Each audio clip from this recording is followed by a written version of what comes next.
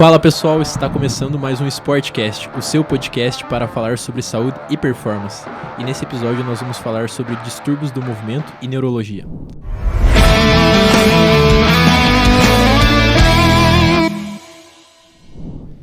Pessoal, estamos aqui mais uma vez. Para mim é um privilégio, uma honra estar ombreando novamente com o professor André Reis. E aí pessoal, seja bem-vindo, muito bem-vinda.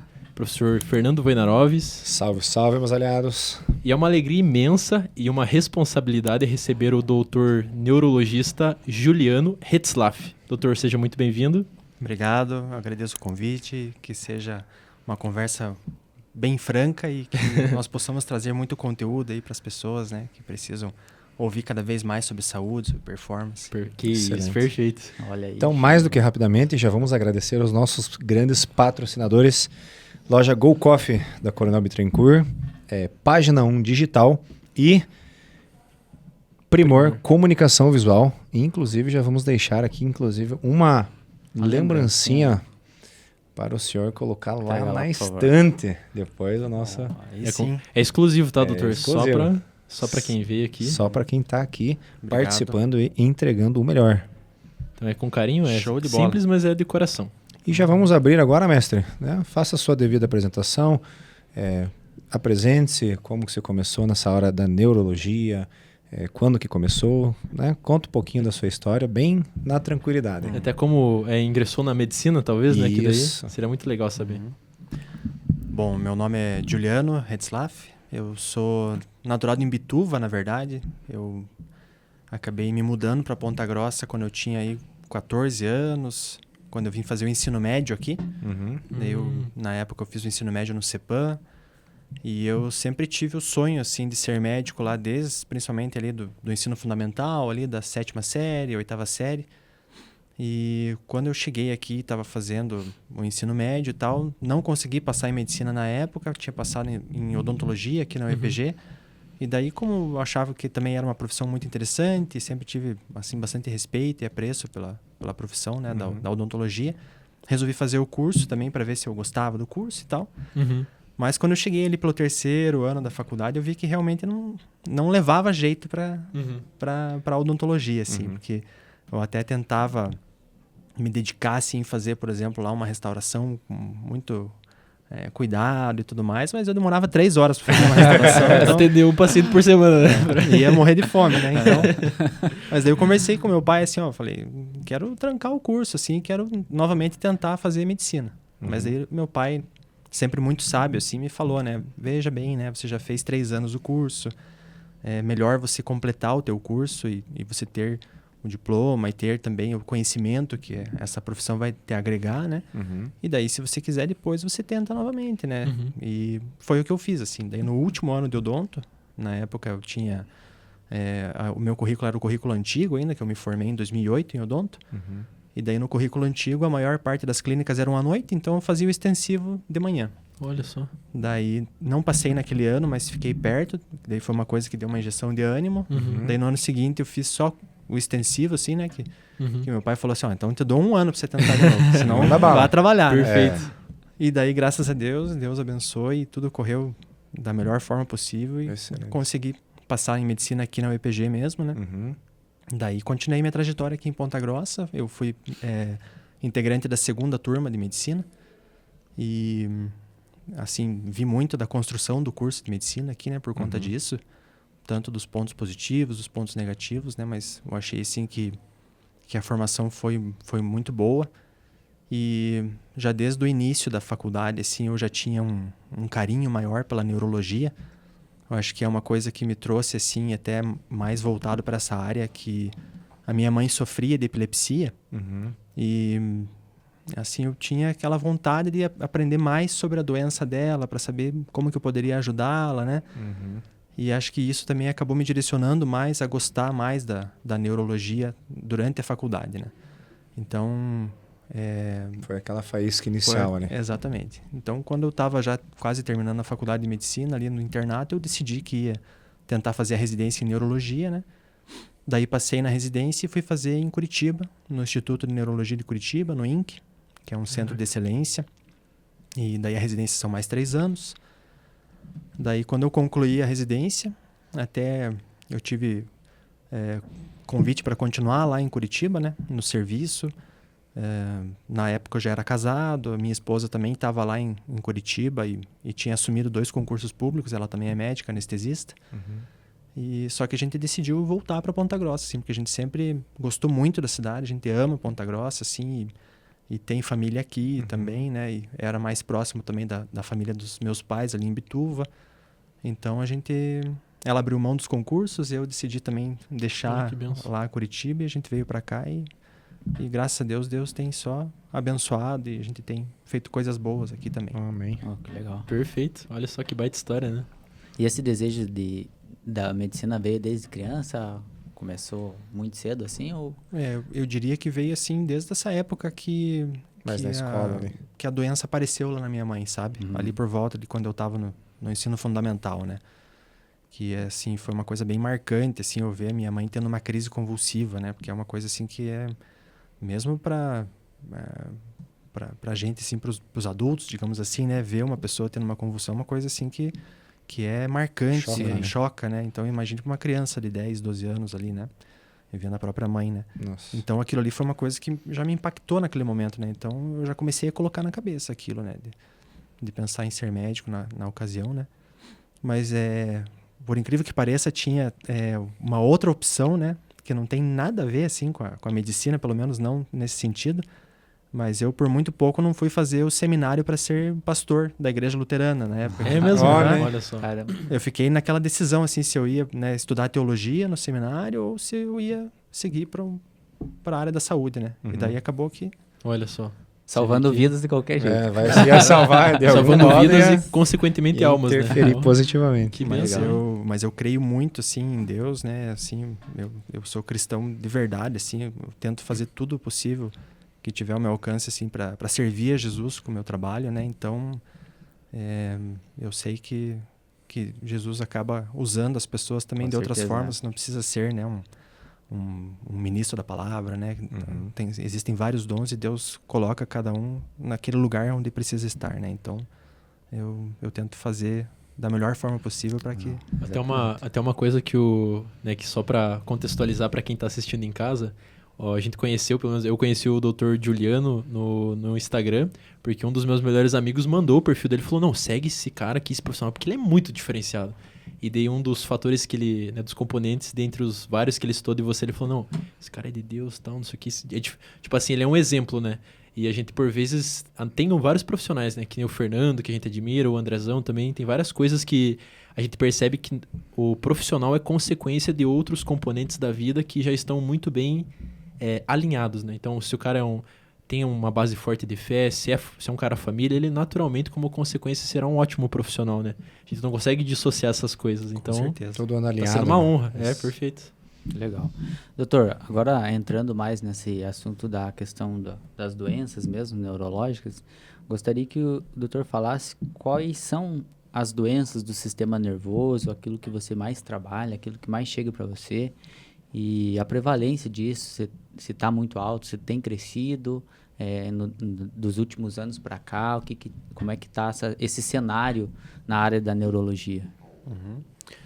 Bom, o sistema nervoso, ele é o carro-chefe do comando do nosso corpo, digamos assim, né? Tudo que nós fazemos, ele primeiro está na sede do pensamento, né? No córtex cerebral, né? Você não consegue mexer um dedinho da mão sem que seja um impulso elétrico que é originado no córtex cerebral e passa por diversas vias até chegar lá na contração do músculo, né? E também o nosso pensamento, né? Tudo aquilo que a gente abstrai, a nossa criatividade, a capacidade de interpretar, né? Desde estímulos táteis, sonoros, né? Olfato, aquilo que a tua visão, né? Enxerga, interpretar cores, tudo isso assim passa por um processo de interpretação no cérebro que é uma máquina assim formidável, sabe? Para mim, a gente até estava conversando um pouco, né, a respeito da questão da fé. Eu não consigo olhar para o sistema nervoso central e não enxergar Deus nele. Assim, é muito perfeito. É uma coisa extraordinária. Assim, você já deve ter assim... visto aquela... Tem um estudo que fala que os cientistas dizem que no cérebro tem a área de Deus, né? Que ela é estimulada quando as pessoas oram. Não sei, já chegou a ver alguma coisa relacionada assim? Existem, assim, diversos estudos nas neurociências, principalmente, mostrando, né, que existem, de fato, mudanças, né, Na questão de ativação, isso é visto em ressonância funcional, que mostra áreas do córtex lá sendo ativadas no processo de oração. Existe uma dinâmica muito grande de estudo sobre essa área também, né? E, assim, a neurologia, ela se dedica a tratar das doenças quando o sistema nervoso central, de alguma forma, falha ou se torna disfuncional. Então, nós temos desde os transtornos do neurodesenvolvimento, que são aqueles transtornos que são originados quando o desenvolvimento fisiológico normal não acontece por algum motivo. Por exemplo, lá desenvolvendo um transtorno do déficit intelectual, que aquela criança vai ter uma dificuldade maior, um atraso no desenvolvimento. Ou, por exemplo, um transtorno do espectro autista, que a gente vê que tem uma grande dificuldade do indivíduo de socializar, de entender assim, relações sociais, né? Por exemplo, entender sarcasmo, ironia, tem uma hipersensibilidade com estímulos. Ou transtorno do déficit de atenção e hiperatividade também, que rouba muitas vezes o foco e a atenção do indivíduo, tem uma piora importante na performance acadêmica, né? Mas também, além disso, existem as doenças que podem acometer o sistema nervoso central ao longo da vida do indivíduo. Por exemplo, um AVC, que pode ser um AVC isquêmico, quando vai lá e, por exemplo, tem uma obstrução do fluxo de sangue para uma determinada área, aquela área do cérebro acaba morrendo, e daí a área que era comandada por aquela área do cérebro sofre um impacto, né? Então, você pegou lá, por exemplo, a área do córtex que comandava o movimento do lado direito do corpo, o paciente perde a força, ou fica totalmente imóvel. Se pega a parte da fala, da linguagem, atrapalha, né? Processo de pensamento. Também existem aquelas doenças que envolvem a atividade elétrica cerebral. Quando ela é disfuncional, a pessoa pode ter epilepsia. E as crises epilépticas são várias, né? Tem as crises convulsivas, tem as crises de ausência, que é como se a pessoa desligasse e voltasse. Crise atônica, que a pessoa desmaia. E também existem os transtornos neurodegenerativos, que são doenças que são mais comuns principalmente no indivíduo mais idoso e que vão fazer processos inflamatórios cerebrais, ou existem diversas cascatas neurofisiológicas que vão levar à morte neuronal em locais específicos e que podem cursar com prejuízo da memória, da atenção, por exemplo, nas demências, com prejuízo motor, que é a área onde eu mais me dedico a estudar, né? Por exemplo, a doença de Parkinson, que começa a fazer com que o indivíduo fique mais lento, mais rígido, tenha tremor, tenha dificuldade, instabilidade postural para caminhar, para marcha. Então, a gama de doenças é gigantesca, né?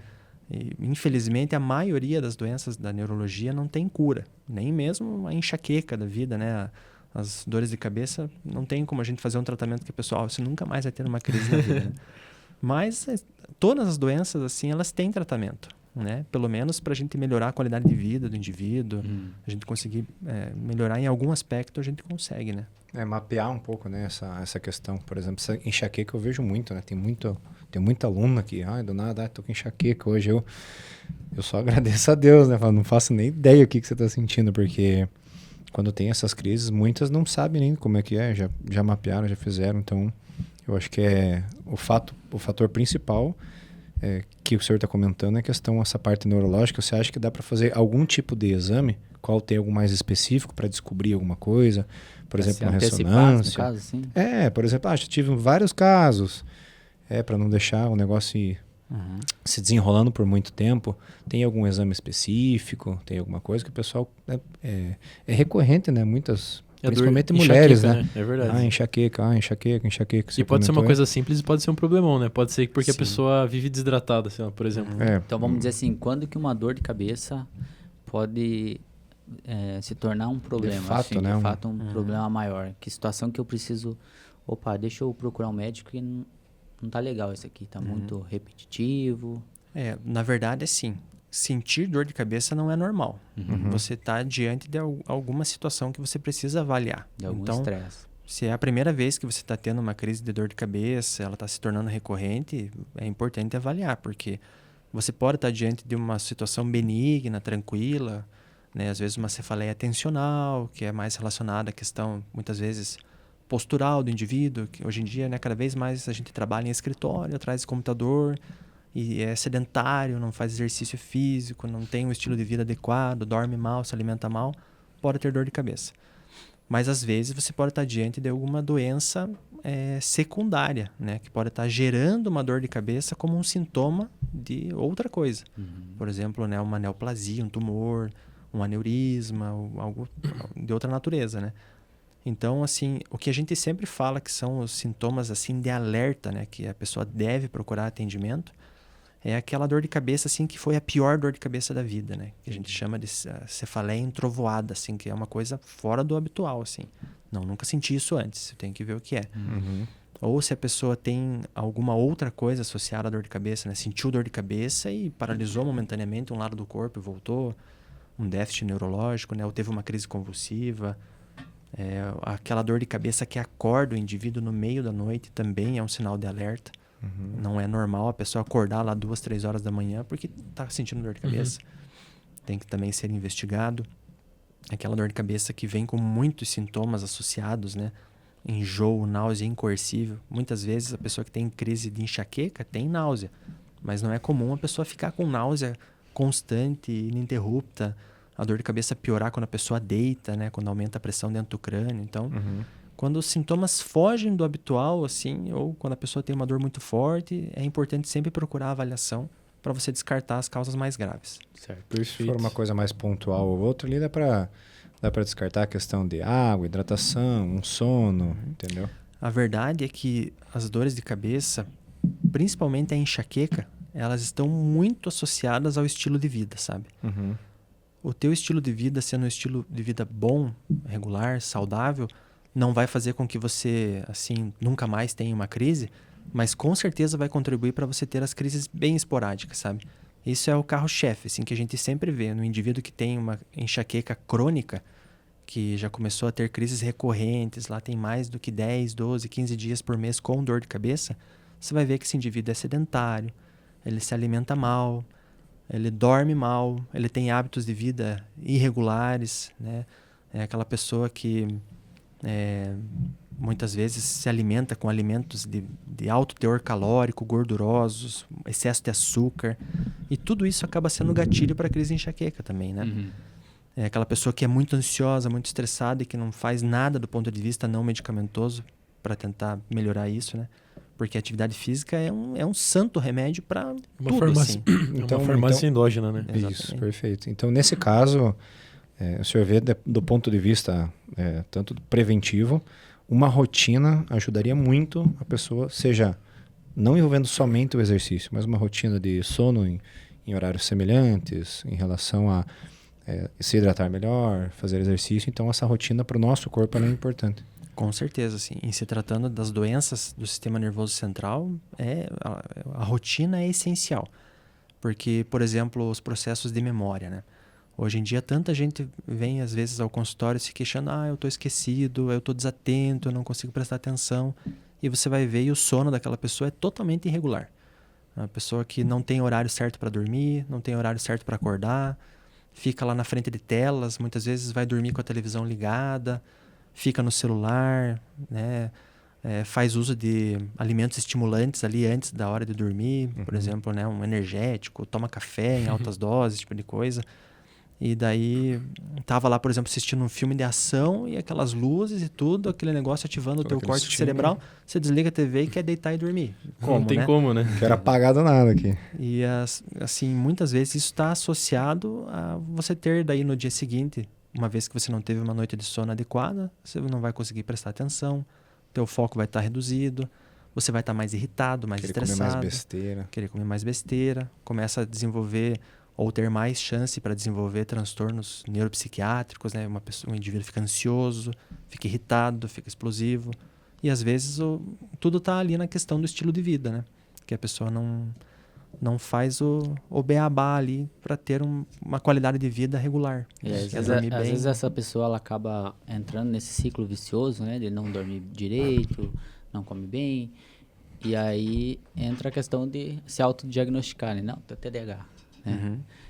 Entrando nessa questão do TDAH, do espectro autista, esses casos, eles eram subdiagnosticados, que agora está tendo uma questão maior em cima desses temas? Ou está crescendo mesmo a quantidade de pessoas com espectro autista e com TDAH? No caso, já tinha bastante, né? Ou agora é o foco, né, do momento? Na verdade, são as duas coisas. Antes existiam muitos casos que não eram diagnosticados, Uhum. pela falta de conhecimento mesmo da população em geral em suspeitar, né? Uhum. Então, se a gente lembrar lá, eu tenho quase 40 anos, quando eu era criança, hoje eu penso assim, fulano de tal provavelmente tinha autismo, provavelmente tinha TDAH, mas na época era uma coisa que passava batido. E aquela pessoa, né, o coitado do paciente ainda levava um rótulo lá, aquele cara é o preguiçoso, aquele cara é o esquisito, né? Mas hoje em dia, se a gente fosse, né, colocar aquela pessoa nos critérios diagnósticos, muitas vezes você podia encontrar uma resposta para aquela demanda que a pessoa tinha, né? O porquê que ela tinha grande dificuldade, às vezes, no estudo, na socialização. Então, de fato, a doença se tornou mais conhecida, né? O transtorno do neurodesenvolvimento, né, se tornou mais conhecido. Então, como as pessoas conhecem mais, suspeitam mais, acabam procurando mais, né, também uma avaliação. Mas também aumentou a quantidade de indivíduos com esses transtornos do neurodesenvolvimento. E você acha que tem algum fator que influencia nisso? Existem vários fatores que são elencados assim como fatores possíveis. Por exemplo, a idade paterna é maior. Hoje em dia, os homens estão tendo filhos muitas vezes mais tarde na vida. Não é incomum a gente ver, às vezes, um homem com mais idade tendo filho com uma esposa mais jovem. Então, isso poderia estar relacionado com uma chance maior.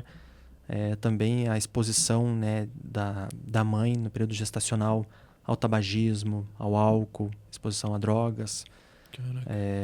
Então, existe uma série de coisas também relacionadas. Também existem alguns artigos que falam sobre o estilo de vida ocidental nosso, né, com esses alimentos, né, fast food. Super palatáveis. Assim. Sim, que talvez possam, de alguma forma, estar associados também a esse aumento do número de casos. Mas existe uma outra questão que também existe uma corrente dentro da neurologia, da neuropediatria, que pensa em revisar os critérios diagnósticos. Sim. Porque os critérios talvez tenham se tornado muito sensíveis. Está entrando muita gente no critério que, na verdade, não tenha o transtorno, né? Por isso que a gente precisa pedir sempre, com grande frequência, a gente acaba pedindo uma avaliação complementar, neuropsicológica, para fazer a testagem do indivíduo, mesmo nas diversas áreas da cognição, questão social, performance e tudo mais, para conseguir entender se aquele indivíduo de fato tem ou não tem aquele transtorno. Né? Tanto do TDAH quanto do autismo. Quanto do autismo. Interessante. Com relação a essa questão também, né? A gente sabe que a escola, os professores, eles normalmente estão de olho, né, nos alunos, assim, e chamam os pais, né, nessas situações, quando identifica ali alguma coisa que chama a atenção, né? Mas como que os pais podem observar? Porque existe uma negação, às vezes, por parte dos pais em não assumir essa responsabilidade, né? Ficar negando, não, é normal, ele é assim mesmo. Então, em que situação que os pais eles têm que tomar esse cuidado e observar e procurar a ajuda de um especialista? Isso que você tocou, esse ponto, André, é muito importante porque o atraso diagnóstico faz toda a diferença para o desenvolvimento de uma terapêutica mais saudável para aquele indivíduo. Então, quanto mais tarde você fizer o diagnóstico e você aceitar o diagnóstico, mais tarde você vai iniciar as terapias de reabilitação. E mais tempo você vai perder, digamos assim, de conseguir reabilitar aquela pessoa. Né? Mais tempo você vai passar apanhando, no meu caso.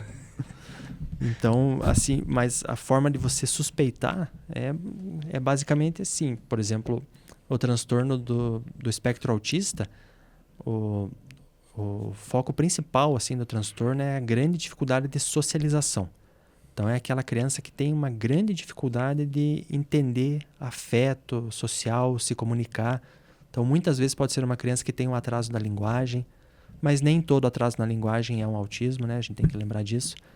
Mas é aquela criança, por exemplo, que muitas vezes não olha nos olhos, prefere muito ficar quietinha no canto dela, brincando sozinha, fica muito irritada em ambientes que ela tem que ser levada em um ambiente que tem muita gente, por exemplo, não quer ir numa festinha, não quer ser levada, por exemplo, na igreja, porque tem muita gente, tem barulho alto, som.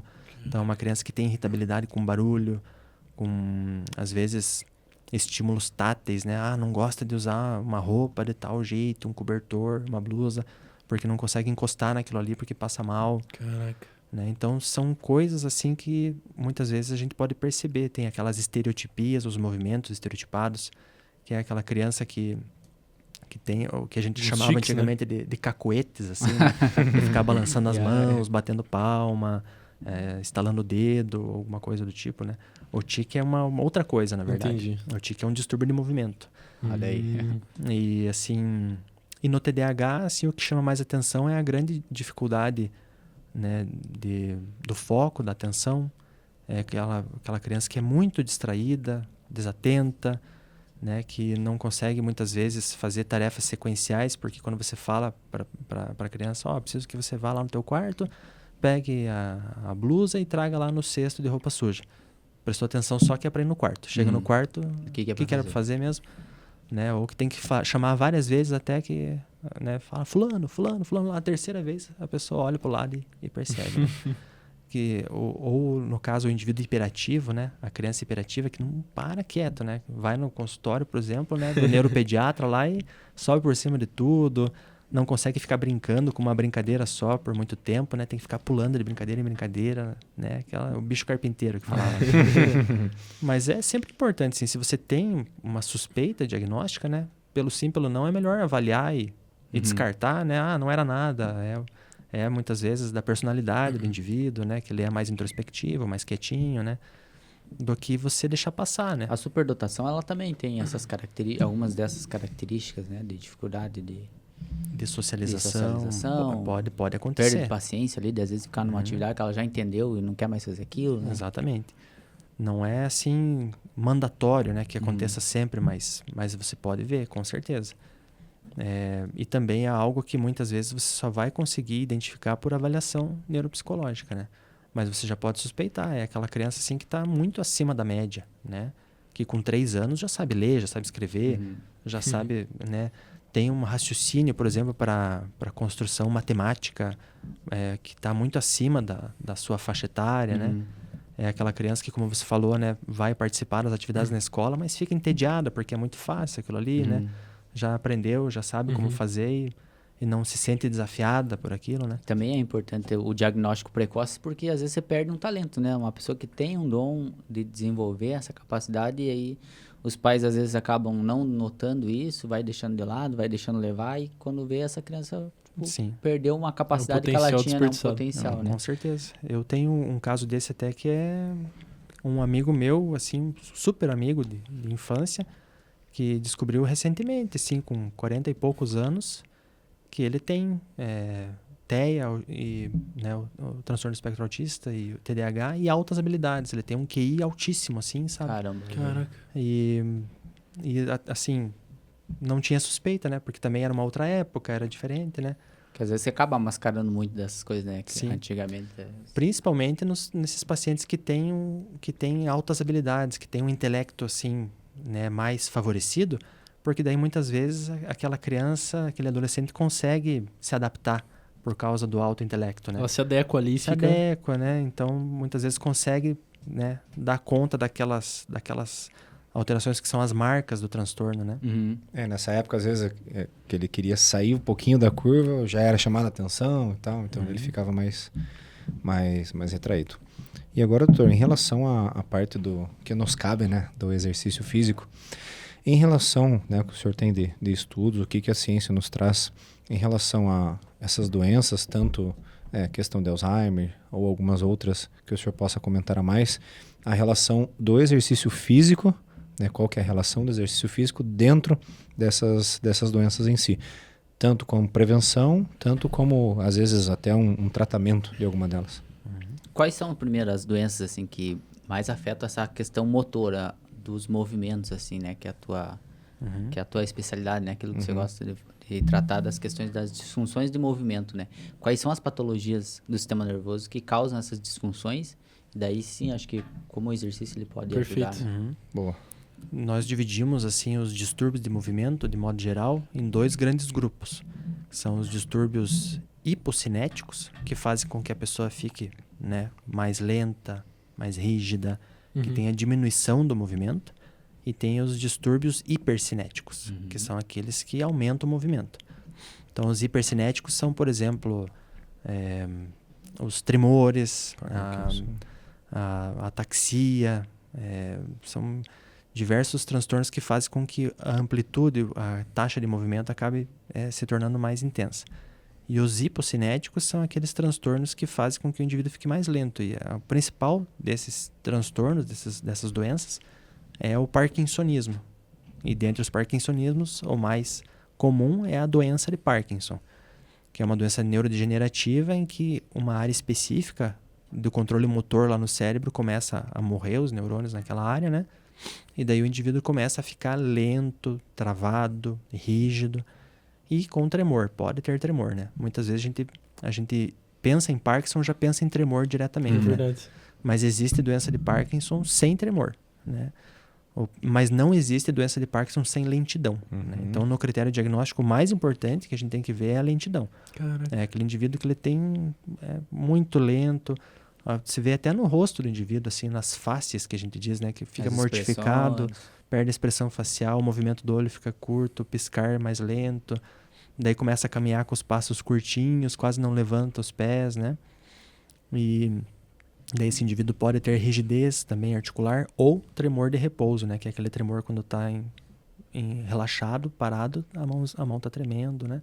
Caraca. Mas o que mais traz impacto para o indivíduo geralmente é mesmo a questão da lentidão e da rigidez, assim. Uhum. Lógico que existe o tremor refratário, que a pessoa não consegue às vezes nem segurar um objeto por conta do tremor, né?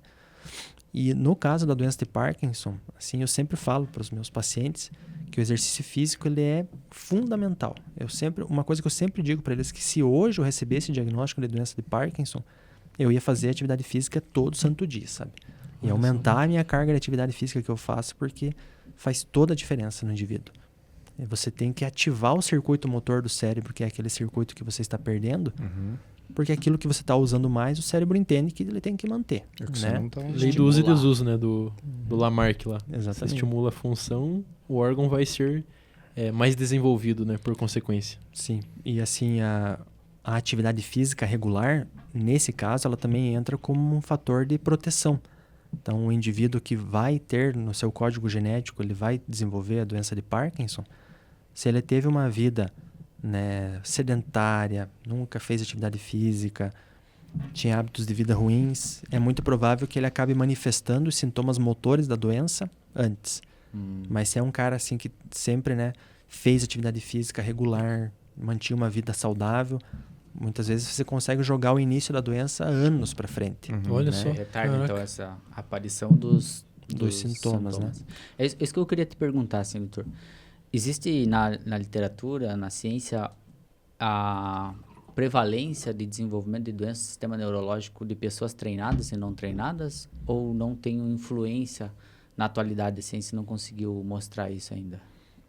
Eu confesso para vocês que eu não sei dizer, assim, de modo geral, né? Se a gente for pegar, assim, um estudo grande que veja, assim, só comparando se a pessoa tem uma prática de atividade regular ou não, né? Exatamente. A pessoa treinou a vida inteira e O que a teve gente uma menor prevalência. sempre vê é que a gente vê os estudos mostrando que a atividade física regular Ela é um retarda. fator preponderante, assim, no tratamento. Por exemplo, a fibromialgia. Fibromialgia é uma doença que é como se o processo de interpretação da dor do indivíduo fosse alterado e ele sente uma dor muito maior do que deveria ser, digamos assim.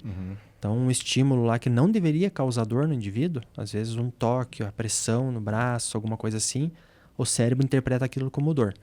Ou uma dor que era para ser lá uma nota 2 em 10, o cérebro interpreta como nota 7. Caraca. E daí tem estudos consagrados, assim, que eles pegaram lá uma quantidade grande de indivíduos com fibromialgia, dividiram em grupos, né, lá, não me lembro ao certo qual que foi o N do estudo, mas era coisa assim de 7.000 pacientes fazendo a terapêutica convencional, só o remédio, e outros 7.000 pacientes com fibromialgia fazendo exercício e mais o remédio, né?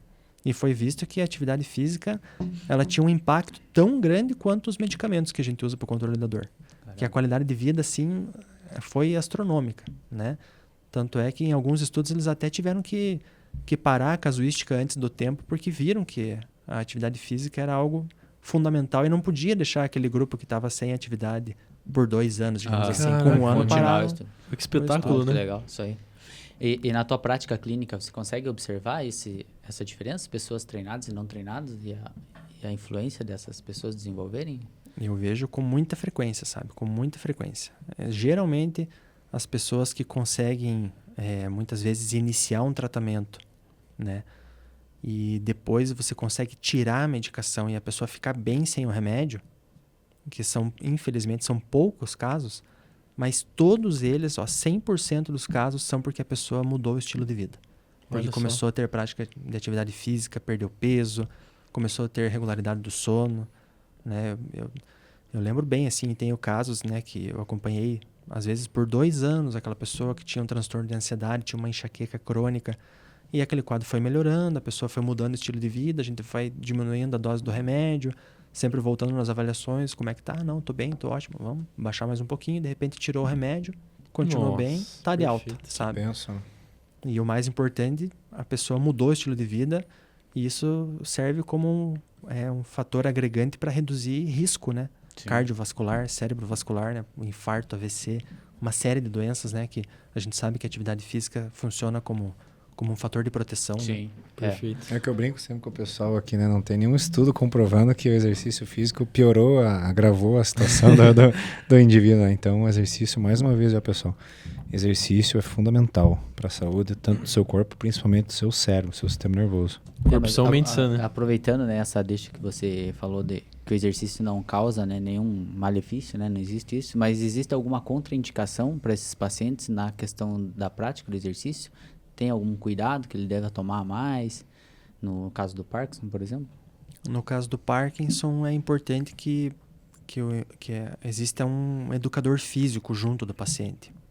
Porque a doença de Parkinson faz com que, com o passar do tempo, a pessoa perca o reflexo de postura e equilíbrio. Uhum. Então, aumenta muito a chance, por exemplo, da pessoa ter quedas. Uhum. A gente sabe que a fisioterapia motora, a reabilitação, a pessoa fazer um pilates, fazer uma academia, fazer atividade física, vai ajudar a melhorar o reflexo de postura e equilíbrio, mas ainda assim o paciente pode ter um risco maior de queda. Então ele precisa sim desse suporte a mais, né, enquanto está fazendo atividade física para não se machucar muitas vezes. Como é que a gente faz com relação, por exemplo, o SUS, ele fornece esse tipo de trabalho? Como é que é hoje nessa questão? Porque muitas pessoas hoje não têm condição, por exemplo, de contratar um personal, né? Mas ela foi diagnosticada com Parkinson. Qual que é a situação? Como que o Estado age nessas situações? Tem esse suporte hoje ou não? Infelizmente, sim, no SUS não existe esse suporte, por exemplo, com educador físico. Existem até alguns grupos, assim, né, que na saúde pública tenta se trabalhar, né, por exemplo, aqueles grupos do hiperdia, né, de controle de hipertensão e diabetes, que muitas vezes, dependendo de município para município, eles envolvem também uma prática de atividade física, uma caminhada em conjunto, mas é muito difícil de você conseguir dar aquela atenção individual para cada um, porque é algo que demandaria de muitos profissionais, estrutura, e a gente sabe que, infelizmente, o serviço público, em boa parte das vezes, é muito carente, precário nesse sentido.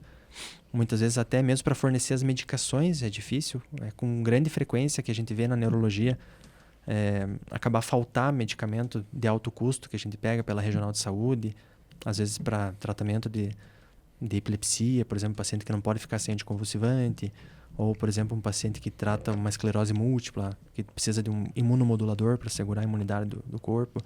E é com frequência que a gente tem visto, né, que falha o remédio, não tem remédio por 2, 3 meses, e é um remédio que custa 7, 8 mil ou mais. Então, se já existe essa dificuldade muito grande de fornecer o básico, que é o medicamento, né, que vai ajudar a controlar a doença. Essa questão multidisciplinar, né? A reabilitação é o grande calcanhar de Aquiles, assim, na neurologia, né? Tem grandes centros, né? Centros, assim, que tem, né? Que muitas vezes, não tanto relacionado ao Estado em si fornecendo, mas porque são entidades que se juntam com aquele hospital público que acabam fornecendo, né, terapias, né, reabilitação, mas eles são ilhas isoladas, assim, né, no contexto do nosso país, né? São exceção, né? Não... E aqui no sul ainda a gente está no céu, assim, comparado, né, com o norte e o nordeste do país. Você veja como se tivesse, né, um trabalho multidisciplinar, ainda que benção investir lá na base, né, tanto na questão de auxílio da alimentação, do exercício, tivesse esse estímulo, né, para não onerar o sistema como um todo e deixar para quem precisa de verdade do sistema, né? Então isso é... E às vezes falta iniciativa no sentido não de, talvez, né, contratar profissionais para estarem ali, mas de repente de parcerias com as universidades para pegar os próprios formandos, acadêmicos ali, né, para atuarem dentro dos hospitais numa maneira mais intensiva para ajudar, né, esse público. Perfeito. Até que seria muito bom, né? Principalmente para os pacientes, no entanto, em paralelo para quem tá ali tendo que estudar, né? Eu lembro que, não sei vocês, mas quando eu tava no estágio, assim, quando eu ficava na avaliação física, né, no estágio, e vinham pessoas com múltiplas particularidades de forma diferenciada. Então, uma pessoa com diabetes tipo 1, diabetes tipo 2, e a pessoa com síndrome metabólica, com hipertensão. Daí você, tipo assim, você tem que aprender, você tem que se desenvolver ao máximo para tentar entregar o mínimo para que você não piore o quadro da pessoa. Então, você tem que se desenvolver muito, né? E, doutor, aproveitando isso, em contrapartida com essa questão relacionada ao fato de que, atualmente no Brasil, nós temos esse déficit relacionado a esse trabalho multidisciplinar, tudo tal, existe a disseminação de informação de altíssimo nível, né? Como esse episódio que vai ser disponibilizado para vocês, né? E, doutor, qual que é a abordagem que o doutor toma nessa questão relacionada ao tratamento dessas doenças hipocinéticas e hipercinéticas, no que tange a questão farmacológica e não farmacológica? Então, como que o doutor aborda, qual que é o melhor trabalho, como que essa questão relacionada ao desenvolvimento da melhora do indivíduo, né? Como um todo, assim. Sempre o tratamento ele é um tratamento multidisciplinar, né? Você tem que envolver uma equipe toda para favorecer o tratamento daquele indivíduo. Então, o médico e a parte da prescrição medicamentosa é uma parte. Assim, por exemplo, nos transtornos hipocinéticos, como a doença de Parkinson, o carro-chefe do tratamento é a levodopa, que é a dopamina sintética que a gente faz, né, em laboratório desde a década de 70, e não existe até hoje um medicamento que seja melhor do que ele para o tratamento da doença de Parkinson. Você está repondo aquilo que o indivíduo não está produzindo, porque justamente a área que produz a dopamina foi comprometida no caso dele. Então a gente vê que assim realmente muda a qualidade de vida, né? Você consegue explicar rapidamente como que a dopamina age no organismo da pessoa? Só para contextualizar a doença, assim, e aí fica, para as pessoas que nos assistem, fica bem interessante de entender essa importância do medicamento. Sim. A dopamina ela é um neurotransmissor, ela é uma substância neuronal e ela tem múltiplas atuações no sistema nervoso central, né? A gente está falando a respeito do movimento do corpo, mas a dopamina no movimento é apenas uma das funções, né? Ela também trabalha no circuito de recompensa, fazendo com que o indivíduo se sinta saciado, por exemplo. Olha só. Tanto é que existem indivíduos, por exemplo, que têm um transtorno, por exemplo, do tabagismo, né? Quer parar de fumar, ou é um alcoólatra que precisa parar de ingerir bebida alcoólica. Muitas vezes a gente usa de medicamentos que aumentam muito a taxa de dopamina nesse circuito da recompensa para que o indivíduo fique saciado e não tenha vontade, né? Aquela vontade incontrolável de ir lá e fumar ou comer doces, ou, né? Só que também a dopamina atua nos circuitos da atenção, do foco. Por isso que muitas dessas medicações que são dopaminérgicas têm algum impacto também no tratamento do TDAH, fazendo com que o indivíduo consiga melhorar o foco e a atenção. E no caso dos distúrbios de movimento, existem vias de movimento no cérebro que favorecem o movimento ou que inibem o movimento.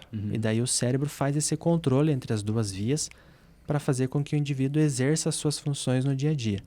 Na doença de Parkinson, aquela via que inibe o movimento, ela é favorecida. Por isso que o indivíduo fica lento, fica travado, fica rígido. E então a gente repõe a dopamina no circuito ativador, fazendo com que o indivíduo... Que é o PEPS lá que eles falam, que é o potencial excitatório pós-sináptico, não tem relação necessariamente? Mais ou menos por esse caminho, sim. Entendi. Mas é uma via bem complexa, assim, a via direta e indireta lá do movimento. Mas basicamente a gente está repondo o combustível que está faltando para o movimento funcionar, né? E assim, a doença de Parkinson, a gente pensa, né, que ela vai atuar comprometendo o movimento do corpo do indivíduo para pegar uns objetos, para andar, mas não é só isso, né? Ela atrapalha, por exemplo, a capacidade de mastigação dos alimentos, a deglutição. O paciente começa a ter disfagia, dificuldade para engolir a comida. O intestino, o trato gastrointestinal fica travado, fica preso. Caramba. Ele pode ter constipação, né? Os sintomas não motores que a gente diz da doença, que podem vir anos antes de iniciar a doença de Parkinson.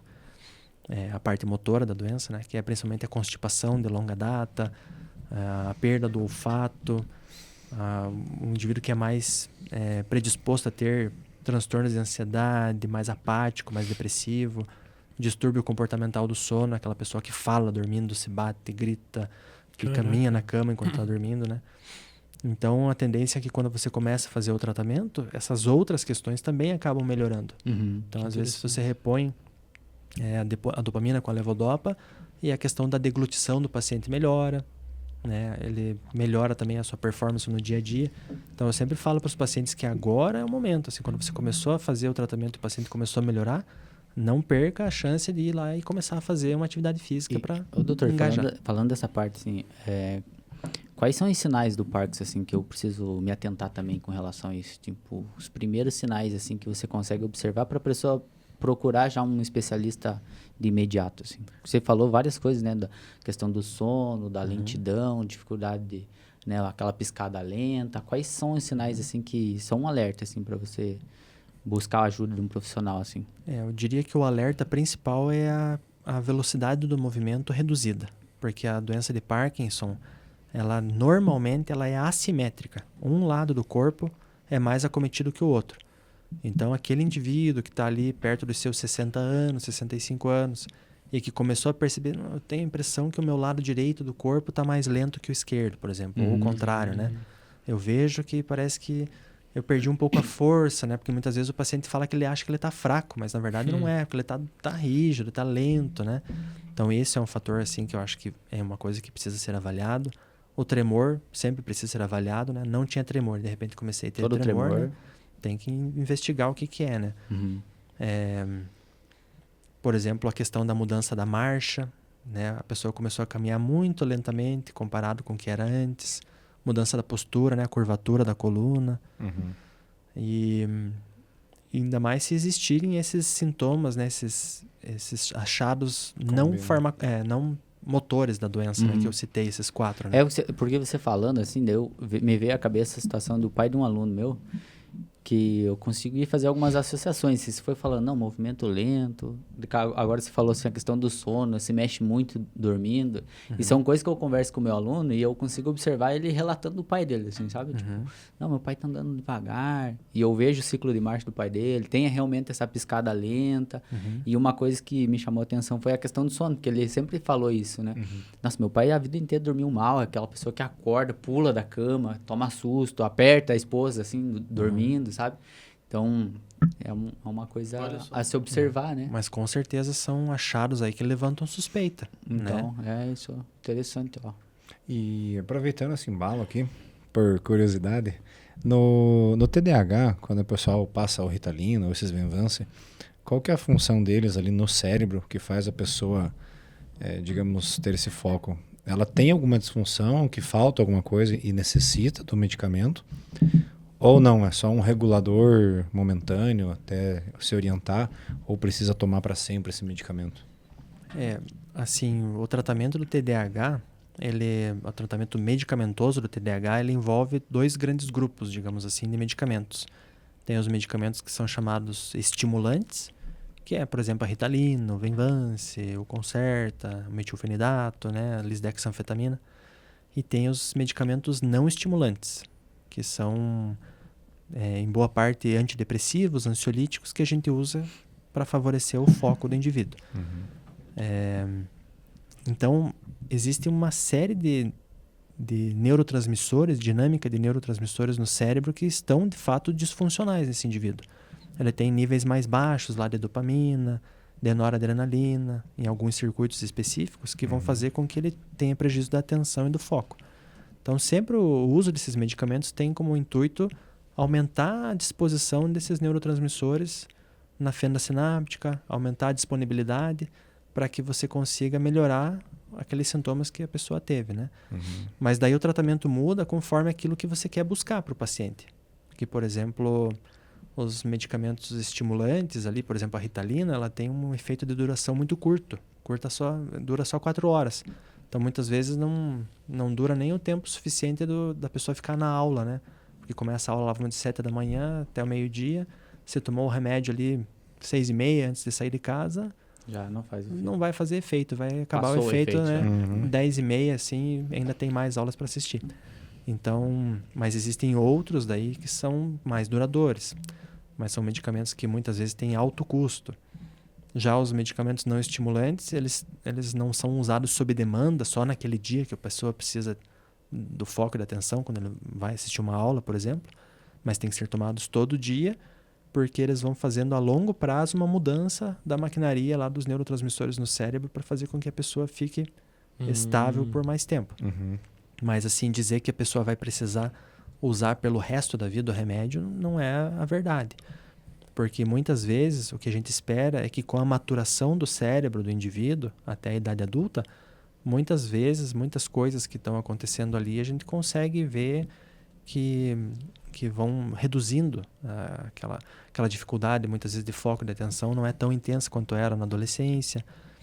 A pessoa precisa fazer a parte não medicamentosa do tratamento, né? Fazer a reabilitação com, muitas vezes, psicoterapia, controlar a ansiedade, aprender a se organizar, fazer a terapia ocupacional, para que consiga depois, no futuro, às vezes, só baseado em mudança de estilo de vida, prática de atividade, sono regular, conseguir manter as suas funções na dinâmica adequada, né? Mas é lógico que tem pessoas que, por exemplo, não usam nenhuma medicação na maior parte do tempo, mas eu vou participar de um congresso, vou precisar de foco e atenção por uma semana, daí eu faço o tratamento naquela semana. Ou vou participar de reuniões no trabalho, uso medicamento sob demanda, né? Então, Perfeito. por isso que é importante avaliar, porque vai muito daquilo que Cada a gente... caso vai ser um caso. Né? Exatamente. Cada Perfeito. situação vai demandar de uma intervenção. Doutor, falando ainda para a gente não fugir do raciocínio ali das hipocinéticas e hipercinéticas, ainda na questão da dopamina, né? Você acha que o uso das redes sociais vão interferir futuramente no aparecimento do Parkinson, falando em níveis de dopamina, né? A gente sabe que tem aquele estudo, acho que até a gente viu lá do Wesley lá, que é o do macaco lá e tomar suco, que é verdade. uma das funções da dopamina era estimular, né? Por exemplo, eu tô com sede, eu tenho um pico de motivação, dopamina né? para me motivar para ir lá tomar água, né? E na rede social a gente fica rodando ali, né, Reels ali, em busca dessa dopamina e a gente vai tendo picos. Isso vai impactar em algum momento no futuro essas questões para o aparecimento das doenças neurológicas? Em se tratando, assim, dessas doenças, dos distúrbios de movimento, eu acredito que não, porque os circuitos ali são diferentes, né? Isso, por exemplo, das telas, envolve muito com aquela questão que eu comentei do circuito de recompensa, né? Que você tem uma ativação dopaminérgica muito grande no cérebro, que é o que te dá prazer, né? Então, por exemplo, a pessoa que está ali vendo as redes sociais pela primeira vez, né? Ela está sentindo uma descarga dopaminérgica grande, só que ela precisa de cada vez mais. Aquilo que ela se contentava antes com meia hora por dia, agora ela fica 1 hora e meia, 5 horas por dia quando vê, tá na frente do celular. Perfeito. Mesma coisa, assim, com outras Alimento situações. assim também? Doce? Alimento, doce, drogas, né? A pessoa que faz uso de drogas ilícitas, por que a pessoa sempre... É uma escalada que a gente diz, né?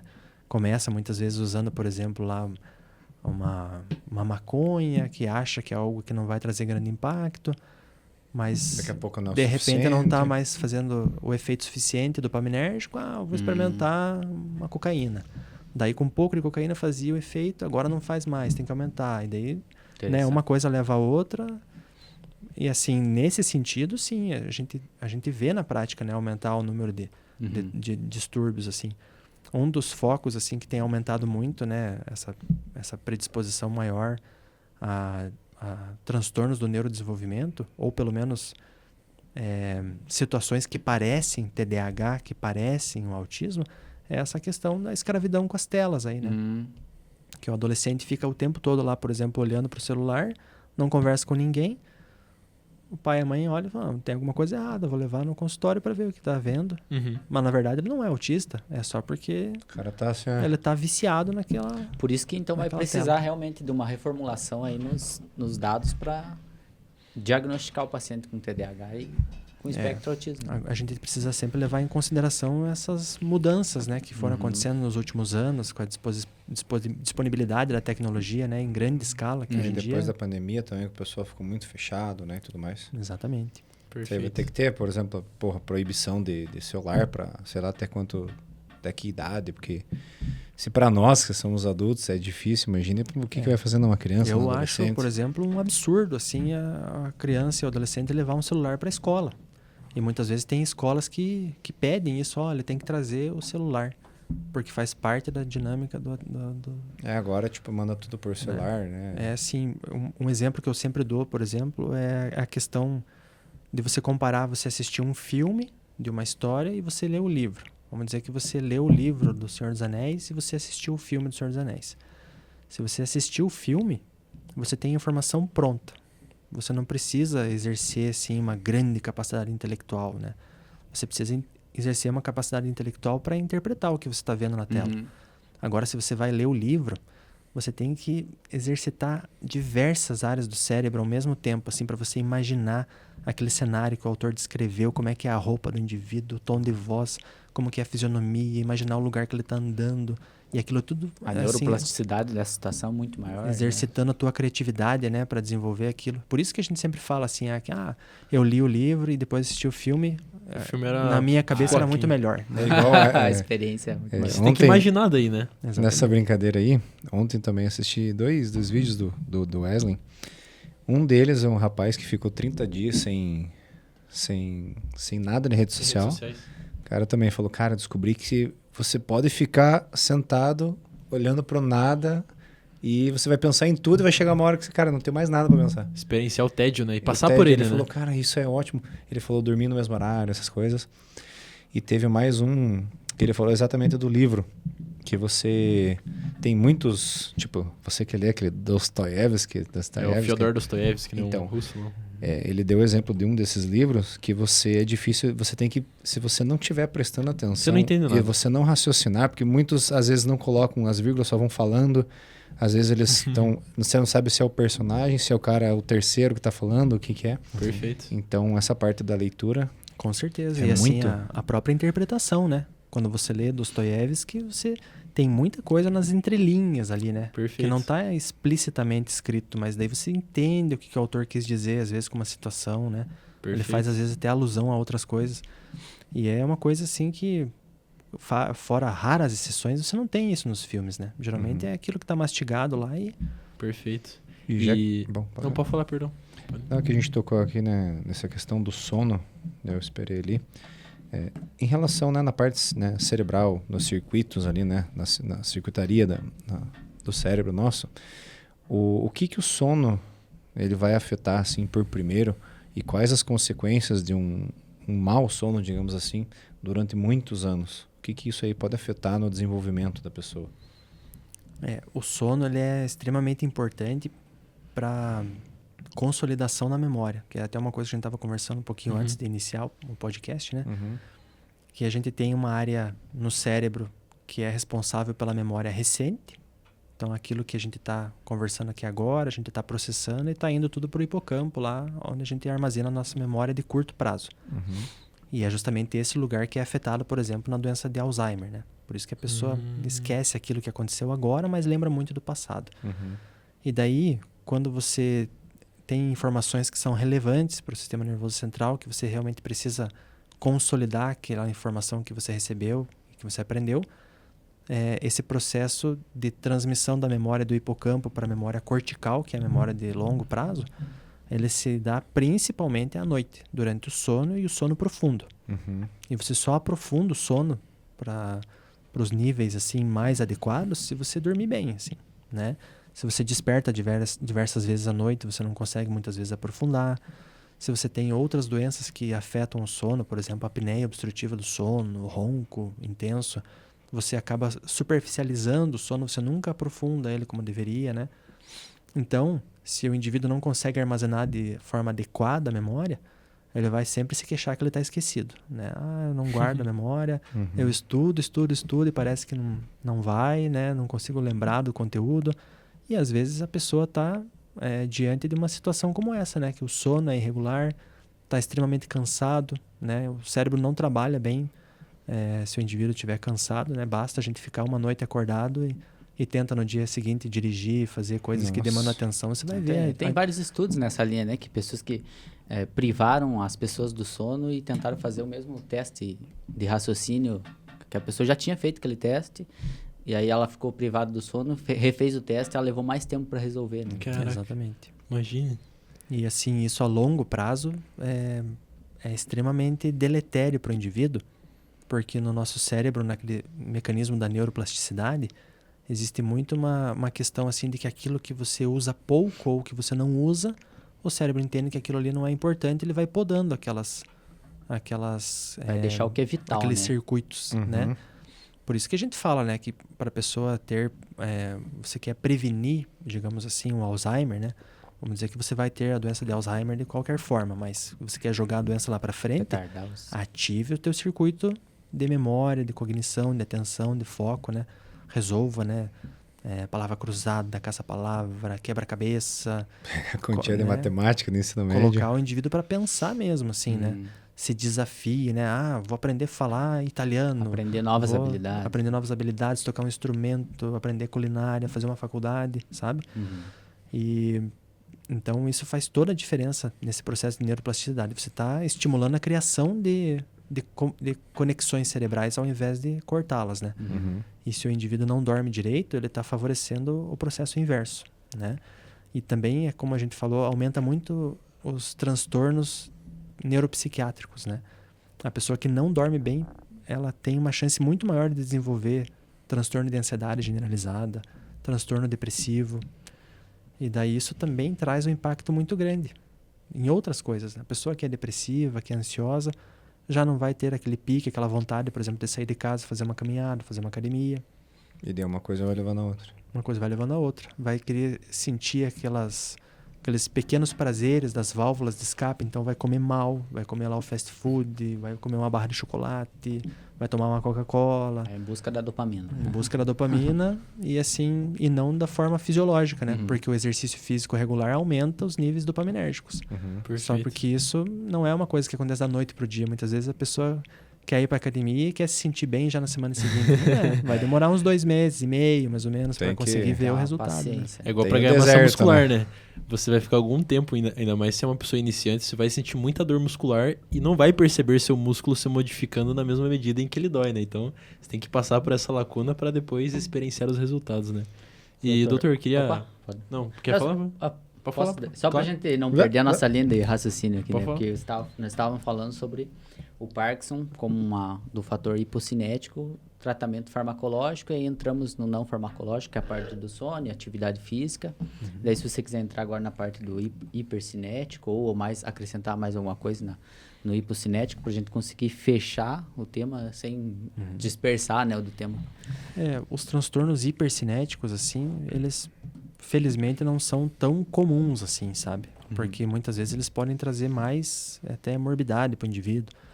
Por exemplo, aquele paciente que tem um tremor refratário, né? Existe a causa mais comum de tremor na neurologia é o chamado tremor essencial, que ele é um tremor que é o contrário do tremor do Parkinson. O tremor do Parkinson é aquele tremor de repouso, né? O indivíduo está parado, está tremendo. O tremor essencial é aquele tremor postural, o tremor de ação. Então vai pegar um objeto, né, para levar a boca ao copo, para levar um garfo com a comida. E é uma doença assim que tem uma tendência a progredir de forma mais lenta, mais branda, mas ela é progressiva ao longo da vida e pode chegar ao ponto assim da pessoa ter uma dificuldade muito grande assim no seu dia a dia para exercício das suas funções diárias, né? A ponto de precisar de ajuda para se alimentar, por exemplo. Existem até aparatos assim que foram desenvolvidos, né? Colher especial que a pessoa está tremendo, mas a colher fica parada. Caraca. E nesses casos, assim, existem tratamentos medicamentosos que a gente pode aplicar para o indivíduo. Com grande frequência a gente consegue controlar os sintomas por um bom tempo. Mas como a população tem envelhecido cada vez mais e a expectativa de vida também cada vez maior, muitas vezes o tremor essencial, por exemplo, ele tem uma distribuição bimodal, assim, ou ele inicia lá por volta dos 18, 20 anos, ou ele inicia por volta dos 60. Então, você imagine aquela pessoa que começou com o tremor lá por volta dos 20 anos, Nossa. mas tem uma expectativa de vida até os 70, 80. Nossa. Então, Conviver quando a chegar vida lá no final da sua expectativa de vida, às vezes está com um tremor incontrolável. Daí, muitas vezes, você tem que lançar a mão de tratamento cirúrgico, por exemplo. Uhum. Daí existem várias modalidades, né? Os neurocirurgiões aí podem falar melhor a respeito disso, mas existem tratamentos em que você vai lá no cérebro em áreas específicas. Por exemplo, tem uma região lá chamada tálamo, que serve como se fosse uma antena de retransmissão no cérebro, né? Tudo que chega no córtex cerebral para ser interpretado antes passa ali pelo tálamo. E tem um núcleozinho no tálamo lá que chama núcleo ventral intermédio, que o neurocirurgião pode ir lá e fazer uma talamotomia. Ele queima aquele núcleozinho e daí ele controla o tremor. Ou você pode colocar lá um implante de um eletrodo de estimulação em áreas específicas também, com um gerador embaixo da pele, gerador de marca-passo, que daí a gente consegue acessar por Bluetooth e ir ajustando a voltagem para Cara, controlar o Caraca. tremor, né? São, assim, situações que são... essa tecnologia é mais ou menos que a Starlink, a Neuralink Não. tá produzindo? Não tem nada Isso a é ver. bem mais antigo, assim, né? O DBS, né, que é o Deep Brain Stimulation, Aham. é algo que existe já há várias décadas, mas tem se aperfeiçoado cada vez mais. É o carro-chefe assim, do tratamento cirúrgico na doença de Parkinson também, porque muitas vezes, depois, principalmente de 5, 6, 8 anos de doença, às vezes a gente tem complicações do tratamento. O paciente tem muita flutuação motora na doença de Parkinson, toma o remédio deveria durar, vamos dizer, 4 horas o efeito, mas dura só 2 horas. De repente falha o remédio, o cara fica travado, o tremor fica mais intenso, ou tremor refratário, ou você tem que aumentar tanto a dose da dopamina, né, da levodopa do paciente, Aham. que ele começa a ter movimentos involuntários. Às vezes você já viu aquele Michael J. Fox lá do De Volta para o Futuro, né? Aham. Aquele ator que tem doença de Parkinson há vários anos, quando ele vai dar uma entrevista, ele está se mexendo sem querer, né? Uhum. Então, aquelas discinesias, que são esses movimentos involuntários, a gente tem uma boa resposta quando a gente faz o implante desse eletrodo de estimulação, né?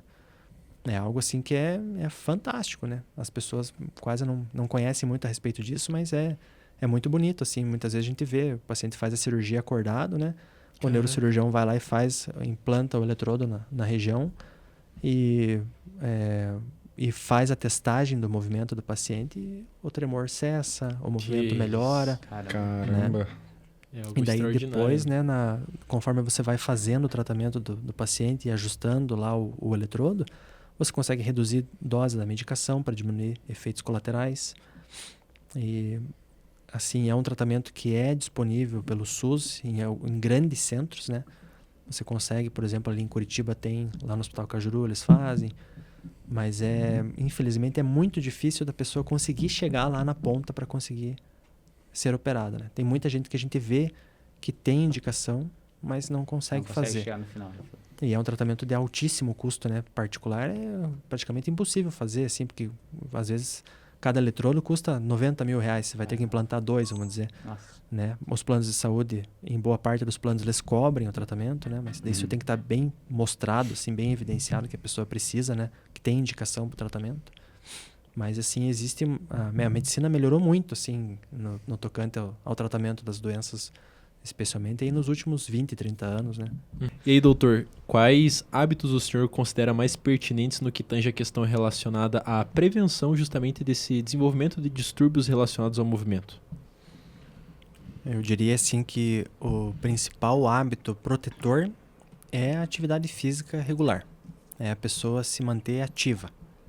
Assim, e você não precisa de muito para você se manter ativo, né? Muitas vezes as pessoas vêm às vezes ao consultório e falam, olha, assim, eu não tenho recurso, não tenho como ficar pagando uma academia, personal trainer, fazer pilates, fazer natação, né? Eu sempre falo que a natação é um exercício muito bom, assim, Fantástico. completo, fantástico, né? Mas infelizmente ainda é muito caro, assim, né, para a maioria das pessoas. Mas você pode fazer uma caminhada, né? Se você sair e caminhar, assim, ali 30, 40 minutos, 4 vezes por semana, você já fez muito, assim, pela saúde do teu corpo e inclusive também para prevenir diversas doenças do sistema nervoso central, né?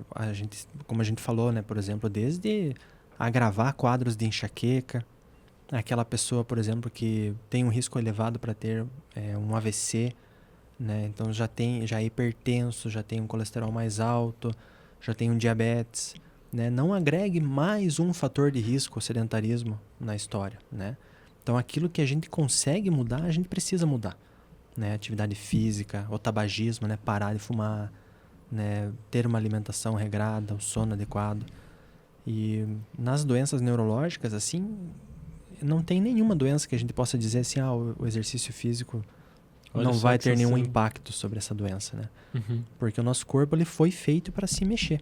O nosso corpo ele tem que manter um metabolismo. A vida é um movimento, né? acelerado. Se não tiver movimento, vai parar, vai morrer. O Einstein fala, né, que o equilíbrio da vida é dado pelo movimento contínuo, né? Ele até fala que a vida é como andar de bicicleta, né? Se você para, você Tende vai a cair, cair, né? né? Você tende a piorar. Então, Sim, perfeito. perfeito, exatamente. E essa questão falando também, né, dos casos que a gente vê muito no dia a dia, a depressão, né? Tem acometido muitas pessoas. E essas pessoas, às vezes, elas têm dificuldade, né, de ter esse start inicial para se mexer, para sair da cama. O que o doutor tem a trazer, assim, de conselho para essas pessoas que estão passando por essa situação, às vezes, que não conseguem achar uma motivação, né? Assim, é muito difícil a gente iniciar mudança de estilo de vida.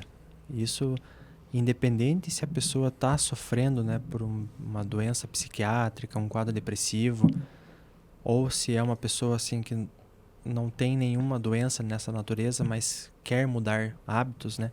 É sempre um grande desafio a gente sair da nossa zona de conforto.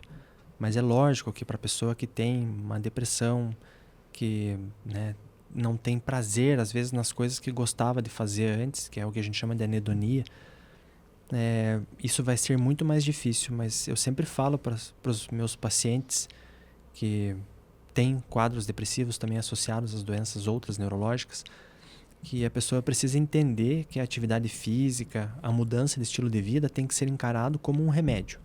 A mesma seriedade que você tem em pegar lá o comprimido da medicação que foi proposta e tomar todo dia de manhã, da forma correta, como tem que ser, você tem que ser Caxias assim também com a questão da atividade física. Você não vai ter vontade de sair da cama e fazer uma caminhada, de fazer uma academia. Mas se você conseguir vencer a barreira da inércia e começar a colocar o movimento em prática, você vai colher os resultados a médio prazo. Em 2, 3 meses você vai ver que você está diferente do que estava 2, 3 meses atrás. Então, o que eu posso dar de conselho é perseverança, assim, né? Inicie o tratamento, né? A pessoa que sofre de depressão e ansiedade já merece os parabéns por ter procurado ajuda, né? Por reconhecer que existe um problema, foi atrás de atendimento médico, mas o tratamento para qualquer transtorno de humor, ele é um tripé. Eu sempre falo que é como se fosse um banco de 3 pernas lá. Uma perna é a atividade física regular, uma perna é a medicação na dose certa, da forma correta, e a terceira perna é a psicoterapia, né? O acompanhamento psicológico. Se você tirar uma dessas pernas aqui, o que vai acontecer com o banco? Você vai cair. Vai desabar. Né? Então, se você realmente quer mudar, você tem que colocar tudo em prática ao mesmo tempo e o quanto antes, né? E você com certeza vai colher os resultados dessa mudança do estilo de vida, né? Não só para a melhora do humor, mas também para a tua melhora da saúde como um todo. Perfeito. Eu chamo a atenção, doutor, também, nós falamos um pouquinho sobre a questão do Alzheimer, né? E essa doença exige demais também do núcleo familiar, né? As pessoas que estão ao redor ali. Eu vejo que desgasta muito quem cuida dessa pessoa que tem Alzheimer.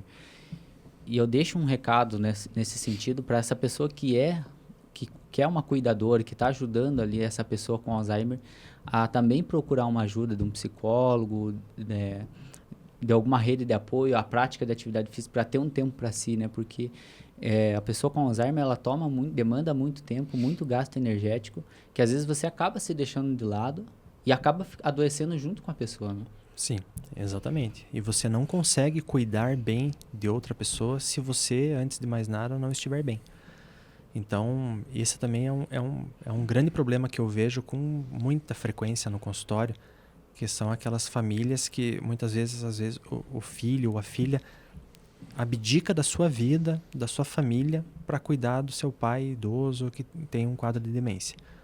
É lógico que a gente precisa, né, honrar nossos pais, precisa dar todo o suporte, todo o apoio, todo o carinho, o cuidado, mas isso pode ser feito de forma organizada, para que você não precise demandar uma atenção infinita para aquela pessoa, né? Você pode, às vezes, se organizar com uma pessoa para ajudar em momentos específicos que você possa ter um momento de lazer, um momento de atividade física, um momento com a tua família.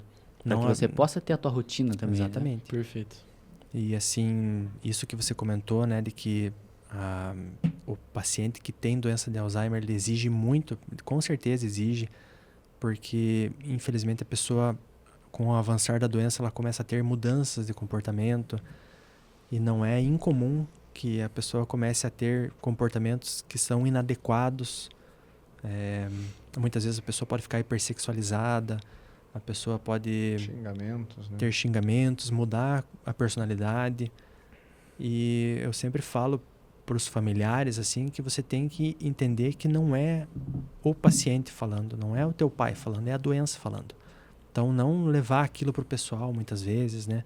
Sentir raiva pelaquela situação que aconteceu, porque às vezes a gente vê que a pessoa, né, descompensa. Meu pai no meio do restaurante quis, né, tirar a roupa, alguma coisa assim, né? E constrangeu todo mundo, falar, olha, não é teu pai que fez isso aí, é a doença falando por ele. Você tem que ter misericórdia, você tem que ter compaixão por ele, assim, né? Entender que não é ele fazendo aquilo ali, você precisa ajudar, dar todo o suporte, todo o apoio, né? Ninguém tem nada a ver, né, com a história de vida de cada um, então eu sempre falo assim que o cuidador, ele precisa também trabalhar muito a questão psicológica, né? Para conseguir absorver aquela demanda toda que existe na dinâmica familiar para cuidar do paciente que tem uma demência. A pessoa que cuida, ela passa a ser a base, né? E se uma base é instável, ela tende a cair e derrubar quem está junto com ela. Perfeito, então, excelente. Tem que ter, e é isso. Galera, eu acho que nós vamos encerrando esse episódio, né, com essa mensagem para que você também, que faz parte da rede de apoio, que ajuda a cuidar dessas pessoas, para que você também não se deixe de lado e passe a olhar para você também, cuidar da tua rotina, para que você não adoeça junto, né? Agradecemos, doutor, a tua presença, por ter compartilhado todo esse conhecimento. Nós vamos deixar aí as tuas redes sociais para que as pessoas possam te seguir e acompanhar o teu trabalho. Mais uma vez, muito obrigado. Que Deus continue abençoando a tua vida, levando a cura e salvando vidas e almas por meio das tuas mãos, dos teus trabalhos. Agradecer aí ao professor Luiz, professor Fernando Wojnarowski, mais uma vez os nossos patrocinadores, Go Coffee, Página 1 Digital e Primor Comunicação Visual. Galera, não deixe de seguir, compartilhar, se inscrever em nosso canal. E é isso, tamo junto e até a próxima.